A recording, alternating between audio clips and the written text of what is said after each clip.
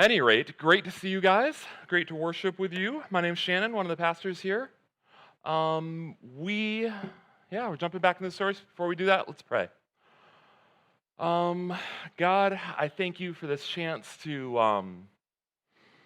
just worship you, to get into your word, to enjoy time together seeking you.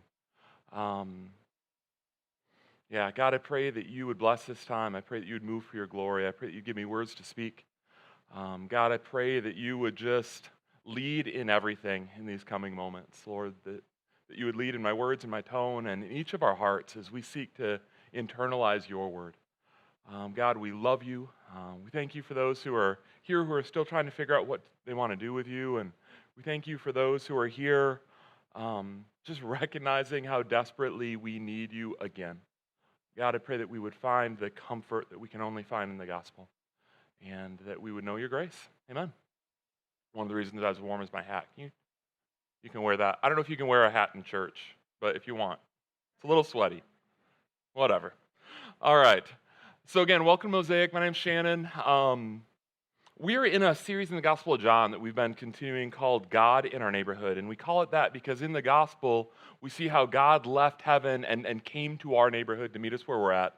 And likewise, we see this repeated call that we would be the people who enter into the lives of our neighbors and just love them toward Jesus. This morning, we're going to ask and answer a simple question, which is this: what do we do when we fail? Okay? What do we do when we fail? And honestly, this is one of the repeated questions of Scripture because this is one of the most repeated questions of our lives. Like, there's nothing more consistent in our life than the goodness of our God.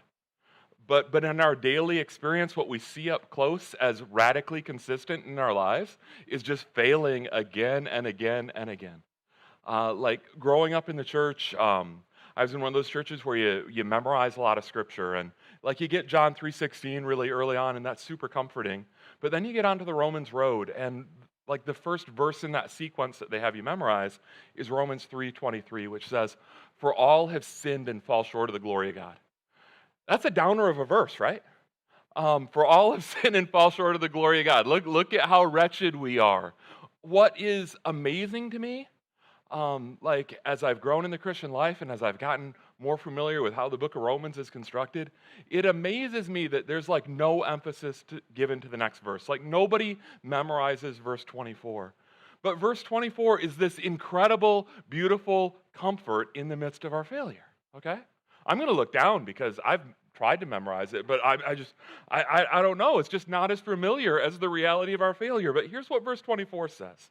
It says about us who fail again and again and again. It says that we are justified freely, meaning that God freely declares us righteous in His sight by His grace through the redemption that came by Jesus Christ. So one of the beauties and the wonders of the gospel is that we worship this God who died to save sinners. We worship this God who died to redeem failures, okay? We worship this God who loves us in spite of us, and that includes loving us in spite of our absolutely repeated failures. And one of the things that's beautiful about this passage that we see is that we're going to see some of the guys fail today. But if you've been tracking with us through the Gospel of John, Jesus has been telling them again and again, hey, you're going to fail. You're gonna feel like, nah, not me. No, I got this. I got this. You've been coaching me up.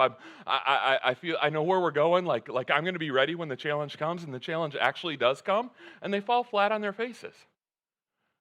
But they're following this. They're trying quite badly to follow this God who has told them, hey, I know you're gonna fail, and that's why I've came. That's why I died. That your relationship with me might not rest on your merit, but on mine. Okay. So that is just the beauty and grace that we see over and over and over again in this passage. It is a comfort, not just that we're in good company among all the other failures, and not just that, hey, when God finally grades us on a curve, we're probably going to do well. No, God is not going to grade us on a curve. He's going to look at our test and He's going to say, wow, that was bad. And then He's going to give us Jesus' test grade, which is so much better than a curve because there just isn't enough curve for you and me, okay? And that is why we need grace. So this morning we're going to be in John chapter 18, verses 1 through 27. You heard Jeff read it. In it, we see the arrest of Jesus. We see the early stages of His trial. and we see Peter's 3 denials. And in the midst of that, the things I want to draw out of that are 3. I want us to see the centrality of Jesus in the midst of our failures. I want us to just be called to look to him and not at ourselves. Likewise, I want to see the comfort of Jesus. There's a bunch of high priests in this story, but we see the comfort of Jesus as our true and better high priest. And finally, we see a contrast between 2 men that are under this fiery trial.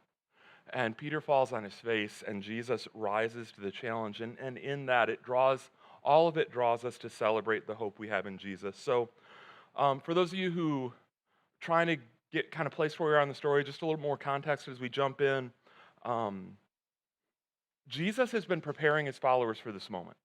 That's what the last bunch of weeks have been. And in a lot of ways, that's what his whole ministry has been. He's been preparing his followers for this moment. The last couple of weeks, as we were in John 17, we were looking at the prayer of Jesus for his followers, even on down through us. And among other things, he prayed for theirs and our protection as we go out in mission, as we go out into the world, and as we go out without his physical presence with us. He also prayed for theirs and our sanctification, meaning that we would grow in grace and that we would become more like him, and that our lives would just be more fully set apart for his glory as we mature in him. But again, Jesus has also repeatedly promised these guys, hey, you're going to fail. And you go back further in the Gospels and you see this scene where James and John and even their mom, they're campaigning and saying, hey, we really want a bougie spot in your kingdom. You know, like we've been with you from the beginning, like we want to be celebrated a little bit. Like in that culture, there was this idea of the king sits on the throne and there's somebody at his right hand and there's somebody at his left. And James and John and their mom, they're like, hey, this looks like a good spot for us. And we would love to have it. And Jesus says, okay, well, can you drink the cup that I'm going to drink? By which he means, can you suffer in the way that I'm going to suffer and like bear up under that suffering and see that go well? And they're like, oh yeah, we got you.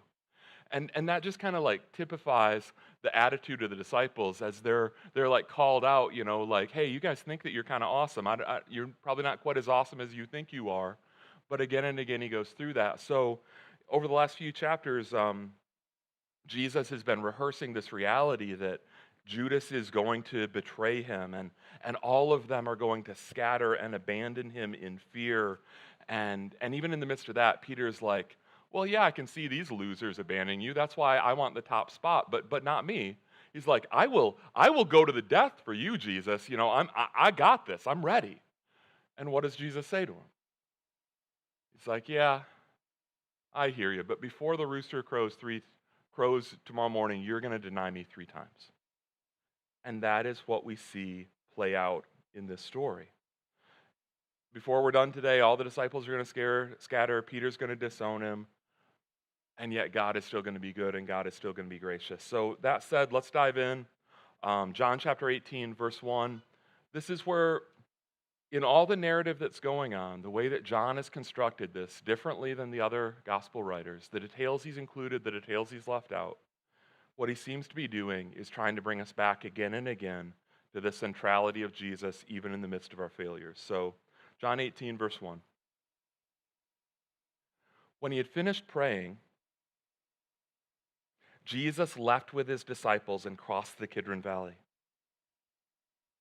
On the other side, there was an olive grove, and he and his disciples went into it. So I always thought garden, kind of like digging into this a little bit more. They're going in because this is like a walled place. This is like some rich guy or whatnot has this beautiful thing constructed, and he's letting Jesus and his guys use it. So think kind of like beautiful garden courtyard kind of a thing that they're going into.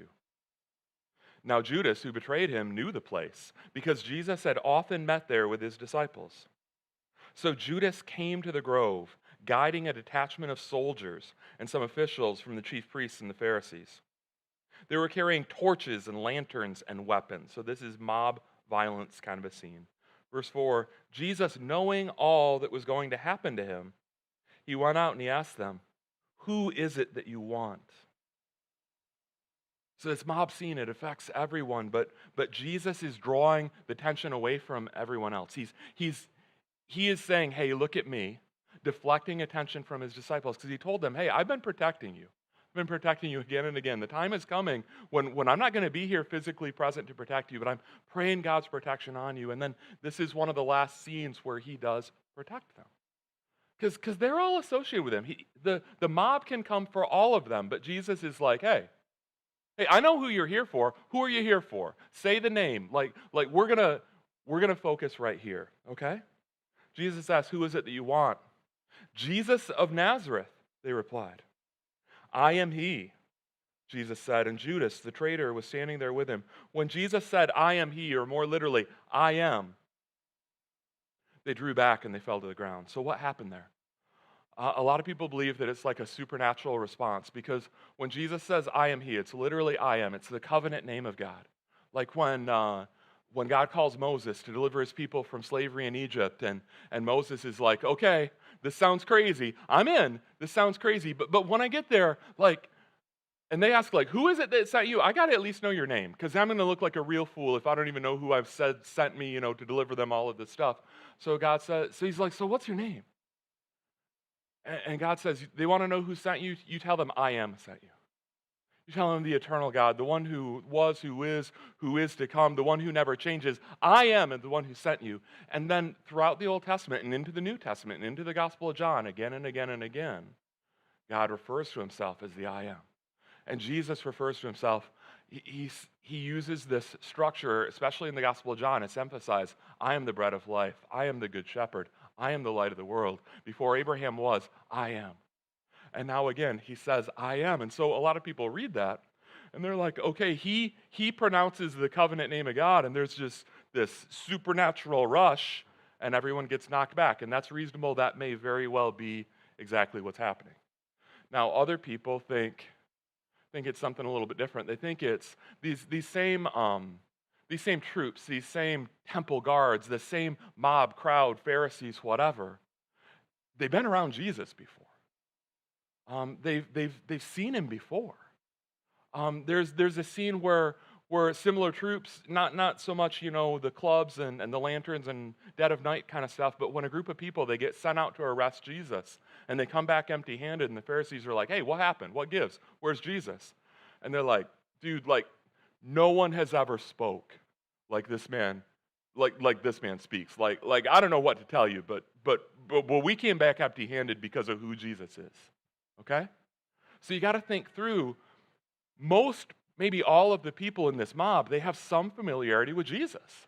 They know about the miracles. They've heard about him, making a blind man see and making a lame man walk, and they've probably heard him about raising Lazarus from the dead.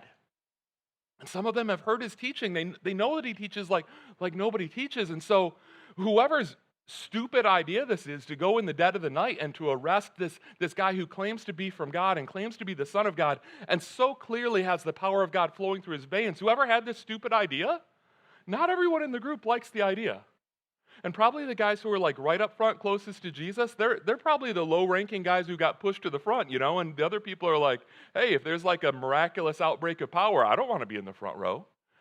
So it's these guys who are up to the front, and they're climbing up this hill into this, beautiful garden thing, and Jesus comes out to the wall of this garden space, and they're, maybe on uneven ground, and it's the dead of night, and they've been anticipating this for a while, and they don't expect it to go really well, and all of a sudden, and they're like, hey, we're looking for Jesus, and he pronounces, yeah, I am.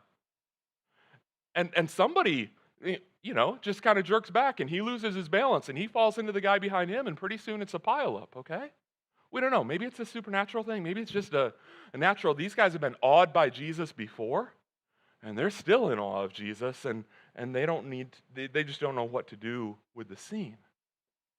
Not sure exactly what happened, but once they kind of regroup and regather themselves, and Jesus kind of waits, like, you ready to have a conversation? Then Jesus asked them again, who is it you want? They said, Jesus of Nazareth. Well, I told you, I am he. Jesus answered, if you're looking for me, then let these men go. This happened so that the words he had spoken would be fulfilled. I have not lost one of those you gave me. Now some might say, but what about Judas? And if you look what he's quoting, it's like this longer thing. I haven't lost any that you gave me except the one that was doomed from the day according to the will of God and whatnot. But he's referencing this idea that he is protecting his disciples. He's been protecting them. He's going to protect them. And one of the ways he's protecting them is just saying, hey, the focus is not on these guys. You guys are here for me.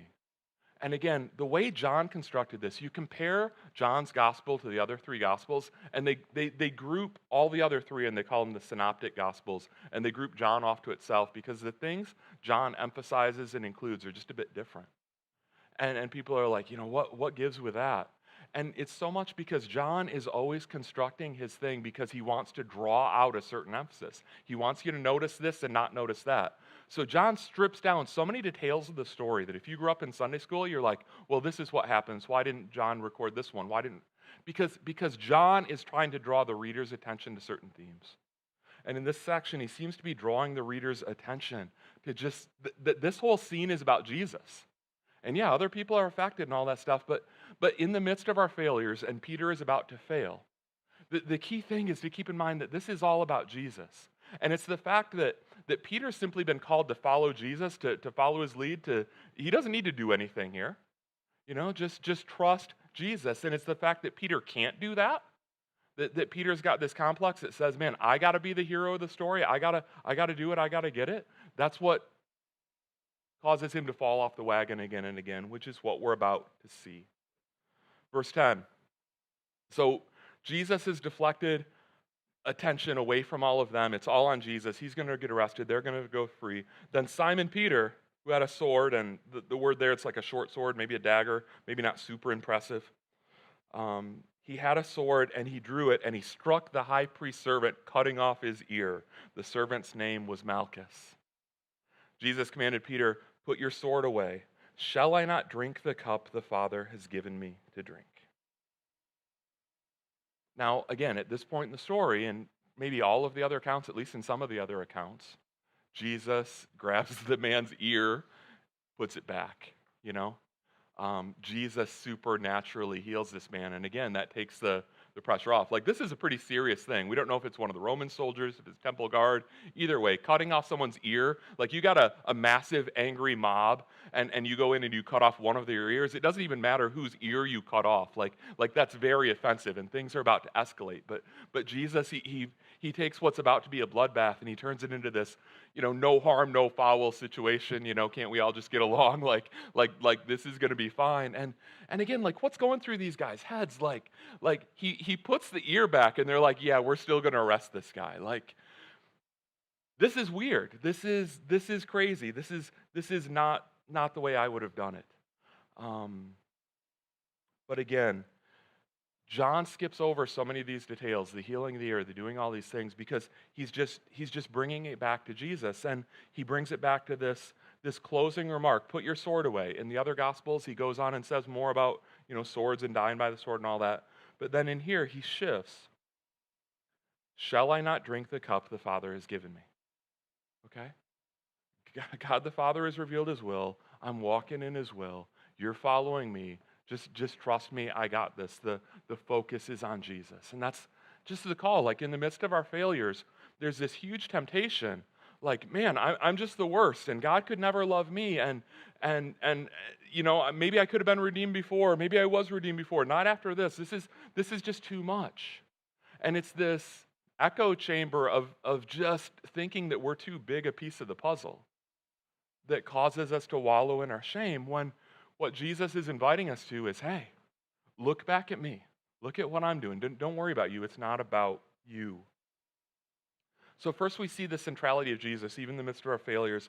And then we get this really subtle hint at the comfort of Jesus, who is our true and better high priest. Let me read starting in verse 12. Then the detachment of soldiers with its commander and the Jewish officials, they arrested Jesus. They bound him, and they brought him first to Annas, who was father-in-law of Caiaphas, the high priest that year. Caiaphas was the one who had advised the Jews that it would be good if one man died for the people. Okay, first thing, we need to get this phrase. Caiaphas said it would be good if one man died for the people. And again, you go back in the Gospel of John, and there's an expounding of this whole section. And in context, what Caiaphas is thinking is, man, if people keep on following Jesus and the crowds get bigger, the Romans are going to get nervous. And what are the Romans going to do? They're going to come crack down on all of us, and it's going to go badly for all of us. What we need to do, it would be great if Jesus dies. Yeah, it's unfortunate somebody needs to die, whatever. It'd be great if Jesus dies and we could have peace under Roman rule. Okay, so he's just thinking about his own neck and his own power and saying, hey, this is just going to be good for everybody if Jesus is out of the way. But in the moment that he says it, like the various gospel writers, they say, but he didn't just say this on his own, but as the high priest, God was speaking through him to basically announce the gospel and say it would be better for this whole lost and fallen world if Jesus, the Son of God, died in their place that they might be reconciled to God. Okay? So John is taking this opportunity to remind us of the gospel, remind us of his grace, remind us of the redemptive plan of God. Okay? But he's doing it in the context of a scene that's going to get more and more convoluted as he's just introduced this guy named Annas, who seems to be important, but we don't know why. Like, why is the father-in-law of the high priest important? Like, that's just awkward and weird. Okay? And then as the story goes on, it starts, and we haven't read it yet, it starts to talk as though Annas actually is the high priest. And it's like, who is the high priest? There's only one high priest. Why does it seem like there's two high priests? What's going on here? And some people look at it and they're like, yeah, I mean, the gospel writers, they don't have a clue. They can't even agree on who's the high priest. Okay? So we've got these two different high priests, but the irony of it is that we have a third high priest. And that high priest is Jesus. Okay, so what's going on with all the high priests? There's this guy Annas, and he's in power, and kind of according to the Jewish law, when you become high priest, it's high priest for life. Okay, you keep on doing this thing till you die, and then we get somebody else. But the Jewish system, it was under Roman rule at that time. And so sometime like 20 years ago, when Pilate wasn't the governor, but some other guy whose name I don't remember, when he was the governor, he got ticked off at Annas, kind of a power play kind of thing. And he's like, I'm not dealing with you anymore. You don't get to be high priest anymore. And he's like, fine, okay? So he appoints one of his sons as the high priest. And I think they kind of maybe limited the systems. Like he said, who's the high priest that year? Instead of being a life-for-life thing, it's like this short-term kind of thing. So over the next couple of decades, at least 5 of Annas' sons become high priest, and now his son-in-law is high priest. Okay? So this is a family business. Annas is the mob boss. He is the guy who is maintaining power, and Caiaphas is just his most recent puppet who's in the role, and he's officially doing the things. He's doing the stuff in the temple, the religious stuff. Who cares about that? We're the mob family. We got the power. We're doing our thing. And so they don't go to Caiaphas because who is Caiaphas? They don't go to some like official legal place where they do court stuff. No, they go to Annas' backyard, or maybe it's his front yard, wherever his courtyard is, in the dead of the night. And they're like, we got to see what the boss says about this, and he's probably the guy who organized the whole thing to begin with. Okay, so we've got high priest mob boss, we got high priest puppet, and then we've got high priest Jesus. Because what is a priest supposed to be? A priest is supposed to be a mediator between God and man. A priest is the guy who offers sacrifices and paves the way so that we, these wretched sinners, can be connected back to our God. Okay? The priest is the mediator between God and man. And the high priest, he's the ultimate mediator. Okay? He's the really holy guy, the guy who can go into the Holy of Holies in the temple, the guy who offers the greatest sacrifices, the guy who paves the way so that we can get back to God. So this whole priestly system, it's just this shadow and this metaphor and this prophecy of the one who is to come, which is Jesus. So we got these two different guys who in the eyes of the people are both the high priest, but it's the true high priest who has come to be judged by them. Okay, and that's the irony that John is bringing to the surface, this tension, this reality of Jesus as the ultimate sacrifice, he's going to offer himself because he is the true and better high priest. He is the one who makes a way back, that we can be invited back into the family of God, that we can be adopted as his sons and daughters. So mob boss high priest, puppet high priest, standing in judgment over the true and better high priest, who is Jesus, who would soon die so that we could be reconciled. So we've seen kind of the centrality of Jesus in this. We've seen this subtle hint, and it's going to expound a little bit more as we go on Jesus, the legit high priest. And now for the rest of this section, we just want to move quickly through a contrast between two guys who are under this fiery trial. These two guys who are standing under judgment and who are under threat. And the first guy is Peter, the second guy is Jesus. Peter is going to fail miserably. We know that. That's what Peter does. And Jesus is going to stand up under the trial. And John has written it in this back and forth thing, this scene change thing, to see the difference. So he's developing two plot lines simultaneously. They're happening simultaneously. There's even these little segues like you might get in like a dramatic movie. Like we're going to see Peter warming himself by the fire. And then it's going to skip to Jesus, and then it's going to come back. And as Peter was warming himself by the fire, like it's the mood music that's bringing us back, now we're in this scene. But it's developing the contrast between the two and how they respond under pressure. So picking up with verse 15, we're in Annas, the mob boss's backyard, front yard, courtyard, whatever he's got. Picking up in verse 15. Simon Peter and another disciple, we don't know who this is, but it's really, really likely John, because John doesn't like to refer to himself by name. He usually refers to himself as the disciple whom Jesus loved, and it's actually this modest thing, like you don't even need to know my name, but Jesus loves me, okay? And what a wonderful thing. So probably John, Peter and another disciple, they're following Jesus, and because this other disciple knows the high priest, he went with Jesus into the high priest's courtyard, but Peter had to wait outside at the door.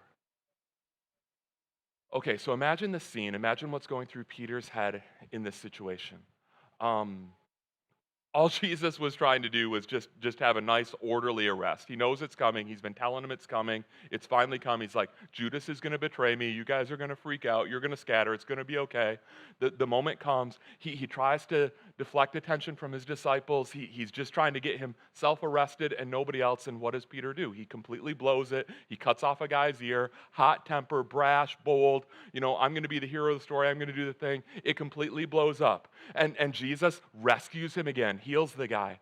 And now, they've all scattered, and now Jesus is arrested, and now Peter's regrouped with this other disciple, probably John, and they've wandered in the dead of the night, and they've been going over it, and John, maybe he's saying to Peter, like, dude, like, come on, again? Like, did you blow it again? Like, and if John isn't saying anything, Peter's still feeling that. They get to the courtyard, and John, or whoever this disciple is, he's got like this inside track, and we don't know exactly what that is. Maybe, his mom used to play bridge with Caiaphas's wife or something. We don't know exactly what's going on. But somehow he's known to that family, and somehow he can sneak in. Now, the fact that he is allowed in, like the servant girl at Annas' house knows him by name, knows him by face, knows who he is. If she knows who he is, she probably also knows that he's associated with Jesus, and we'd expect that to be bad, but somehow that's not bad. And like he's just getting in, and they're not messing with him. Again, he seems to have some sort of immunity. It's going okay for him. But what about Peter? They don't know Peter. Peter's left outside. And then finally the moment comes when Peter is welcomed in. And Peter probably knows that John's already been outed, but somehow he's got this connection where being outed as connected with Jesus is no big deal. But if Peter's connected with John, then they probably know that Peter's connected with Jesus. And that could go really, really badly for Peter, because it looks like it's about to go badly for Jesus. So he's been failing. It's 3 a.m. He's running on pure adrenaline. He's freaked out. He's scared. And he gets this scene where this servant girl in Annas' house, probably a very young girl, lowly status, not a very intimidating situation at all, where she simply says, hey, you're not connected to Jesus too, are you? Because she probably knows that he's connected with Jesus. And what does he do? He kind of freaks. Okay? Verse 18, it said, verse 17, you are not one of his disciples, are you? The girl at the door asked Peter, and he replied, I am not. Now, sometimes we fail. Sometimes we fall into sin, and it's this very volitional thing. Sometimes we decide in advance. I know I shouldn't do this thing, but I want to do this thing, and I'm going to do this stupid thing. Sometimes you just kind of get caught. Somebody asks you something, and you're just embarrassed, and you don't mean to lie, but it just kind of comes out. I'm not trying to make you feel bad about this, but just like the simplest example, somebody asks you how you're doing, and what do you say? You say good, because you're from the Midwest, and that's what we say.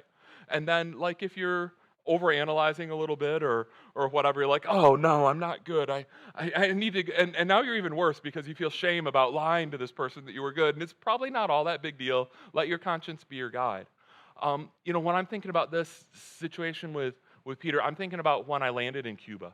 Like John and I went to Cuba. It was my second trip there, and he can tell you that flight was so bad. It was the worst flight of my life. Like the woman sitting next to me on the plane, she's like my age or whatever, and it's just everywhere, and it really felt like the thing was going to crash. And the pilot pulls up, right? The pilot pulls up at the last possible second. Like you're looking at the ground out the window, and the ground's like everywhere. Pulls up at the last possible second, guns it, shoots up in the air, and this woman who's like a complete stranger, like we've been talking a little bit on the flight or whatever, she's just grabbing onto me, and then she's like still grabbing onto me, and she apologizes, and she's like, I don't kind of like this. I don't think this is appropriate apology. I'm like, no, this is appropriate. You're fine.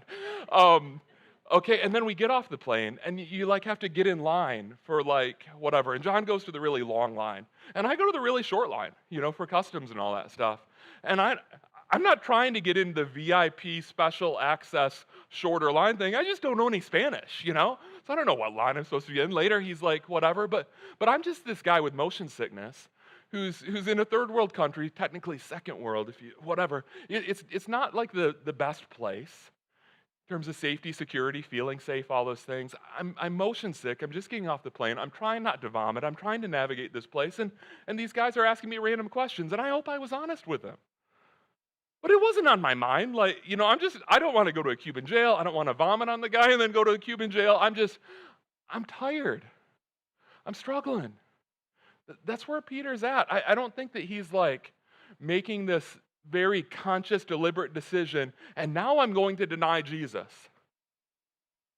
But he's in this stressful situation, and before he knows it, just to like save himself and not get in trouble, and maybe just to get into the courtyard where he can be closer to Jesus, she asks, like, you're not associated with Jesus, are you? He's like, oh, no, not me. And it might not even be all that big a deal. And yet, denying Jesus once, it just really paves the way to deny him again. Okay, and he's just on this downward trajectory, and it's going badly. And then the scene shifts to a different man handling an even more stressful situation, but handling it well. Verse 18 first, just before the scene shifts. It says, it was cold, and the servants and officials, they stood around by the fire that they had made to keep themselves warm. Again, this is kind of like the scene marker. We'll come back to it. Peter also was standing with them. And again, he's kind of undercover in enemy territory, standing with them, warming himself. So he's stressed out. He's failed the test. He hopes it doesn't go worse. And then the scene switches to Jesus, verse 19. Meanwhile, the high priest questioned Jesus about his disciples and about his teaching. So, like, who's with you? Who else should we be going after? And again, Jesus is deflecting from all these guys. He's not ratting anybody out. He is taking all the heat himself. They ask about his teaching, like probably these claims to be the Son of God. Verse 20, he says, I've spoken to you openly. I've spoken openly to the world, basically to everybody. Jesus replied, I always taught in the synagogues and in the temple where all the Jews come together. I said nothing in secret. Why question me? Ask those who heard me. Surely they know what I said. Now, why is Jesus pushing back in the way that he's pushing back? Because among the ancient customs and laws of that day, in a trial, you actually weren't allowed to interrogate the accused. It all had to do with witnesses. And so you couldn't put the accused on the stand and just grill them and grind them and until they gave under the pressure. That just wasn't allowed, but that's where they start. Instead, you had to bring witnesses, and the first witnesses you needed to bring were the witnesses for the defense. But they aren't bringing any witnesses for the defense, and they aren't even. The emphasis isn't even on the witnesses for the prosecution. No, it's going after Jesus, which they weren't allowed to do, and it's doing it in the dead of night, which they weren't allowed to do. All the trials had to happen in broad daylight, so there's nothing secret. They had to span a couple of days so that it couldn't just be rushed through. But they're pushing all of that back. And so what does Jesus do? He's like, hey guys, like just pointing out, like, this is not a fair trial that you're doing. Like this isn't how we do justice in our community. And he's not getting loud. He's not getting angry. He's not even pushing hard. He's just calling them out to see in their own lives, hey, what this justice thing that you say you're doing, come on, guys, this is not just.